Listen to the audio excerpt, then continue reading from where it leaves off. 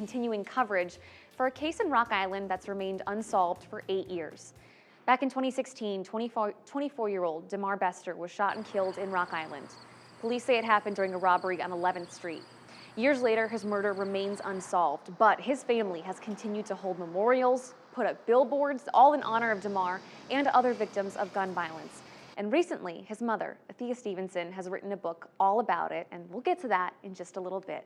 But first, Othea joins us right here on The Current. Thank you so much for being here with us. I'm honored to be here, the #1 station. Thank you.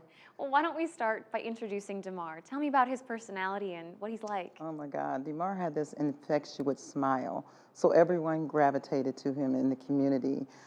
He loved senior citizens. They would literally come and get my son and ask him to do errands for them at the age of 8 until he got older. Even the children, from his school and in the neighborhood, DeMar would come home from school at a young age and go in and do his homework and chores, but it'd be 4 or 5 kids sitting on my porch waiting for him to get done, so they could play with him. So he was just a pillar to the community, and they loved him. Mm-hmm. Yeah. And he loved sports. He played basketball, he played football, so it was just, he was just a really good kid, as he got older. He began to be a father. He graduated from high school. He left 3 daughters behind, 3 beautiful daughters. He actually got offered a really good job at John Deere, and then also was getting ready to take college courses. So until this happened. You've talked a lot about how you wanted to leave a positive legacy, not only for DeMar, but for his 3 daughters that you just talked about. What does that look like to you? What does it mean to leave this legacy? I'm busy. Yeah. But I'm not, I'm leaving this legacy for his daughters because DeMar died at a young age, and they were young at the time as well. And I didn't want my son to die in vain. I wanted his daughters to know who he was. Of course, the community knew who he was because of his infectious smile and always helping other people, but I wanted his daughters to know who he was. So I started out on my journey, and not only that, I started speaking to other mothers who had dealt with the same thing that I had dealt with. I just did so many speaking engagements to let them know that as mothers, there's still hope out here. You've done so much. You've done candlelight vigils, you hold memorial drives, you've got billboards all over the place. But I wanted to ask you, for a lot of people, gun violence can seem like the impossible problem, right? That we're never going to solve this epidemic. Mm-hmm. What would you say to that? I am just heartbroken because we have a country where we love each other. And this gun violence has went dormant. We hear the mass shootings and everything else, and we hear shootings and children. We're losing children every single day.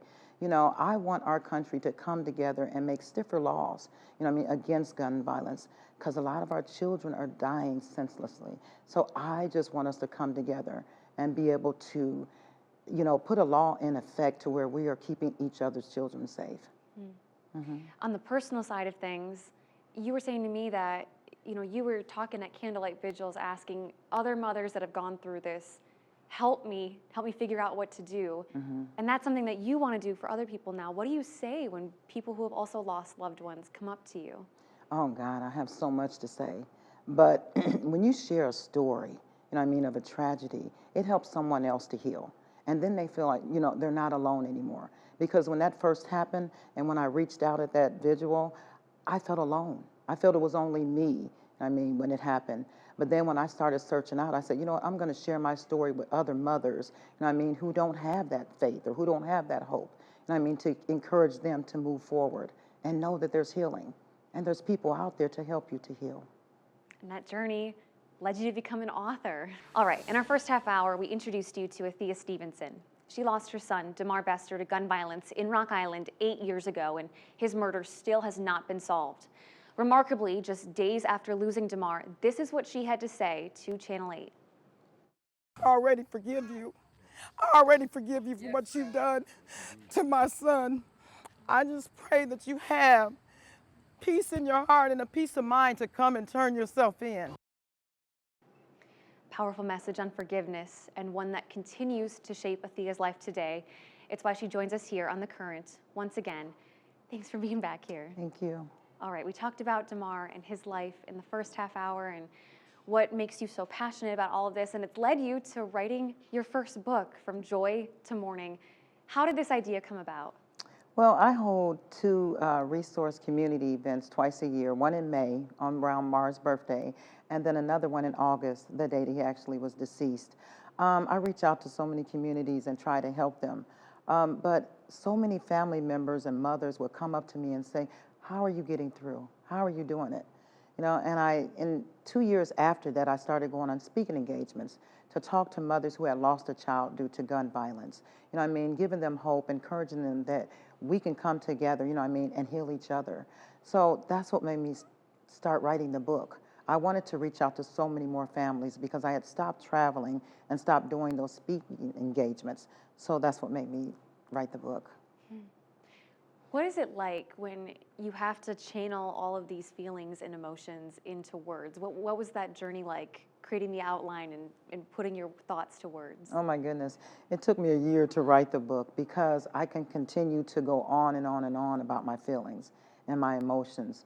I mean, and not only that, how it not only impacted me, but the family, my other children, how it impacted them, and just searching out for the help that we needed. You know, and then you deal with not only physical, but you deal with mentally, you know what I mean, going through it, you know, especially as a tragedy, so is that.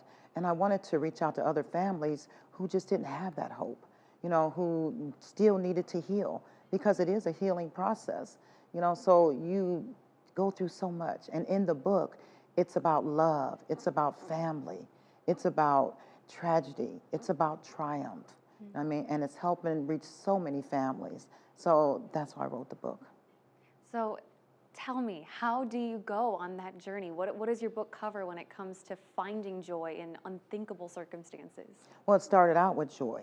I mean, because I had found love once again, you know, because I had gave up on love. I was married the first time to Damar's dad for 8 years. But then, you know, after we got divorced, I started, you know, just sitting back doing what I need to as mother, a single mother, to take care of my kids, because I have 4 children. But then I found love again. But then in life, we all have a tragedy in our life to where it takes a 180 degrees turn, and that's where it started. So you know, families sit back and I think they don't share enough, I mean, how it affects them. So I wanted to share how it affects families due to gun violence and what we can do to heal, you know, and sharing with families also, don't be ashamed to get help. Don't be ashamed to get counseling. I mean, don't be ashamed to get spiritual counseling. You know, and not only for me getting counseling, but for your children as well. So yeah, so it reaches so many families in this book. Othea, I cannot thank you enough for your time and for being here today. Before I let you go, I do want to ask, what message do you want either readers of the book or just viewers at home to take away from your story and your life and Damar's life? Yeah, well, it's a healing process. You know, we have so many families out there with the senseless act of gun violence. You know what I mean? But how do we get through? In the book, it shows how you heal. How do you get through grief? It's a platform to share not only with mothers, but with the whole entire family. I mean, and the message that I would leave with any family, don't give up. Continue to heal. Continue to come together as a family, as a whole, to be able to nurture each other and love on each other, no matter what the tragedy is, and keep the faith. And that you're not alone. You're not alone. I tell mothers that all the time. You're not alone. We all have a story to share. We all have a testimony. And when we share that story, it helps someone else to get through. Well, you are certainly helping people all over with this for all the work that you've done over the last 8 years. Othea, thank you so much for being here. Thank you. Thank you. For you guys at home, we have a link to purchase From Joy to Mourning up on our website right now. All you have to do is click on the As Seen on TV tab.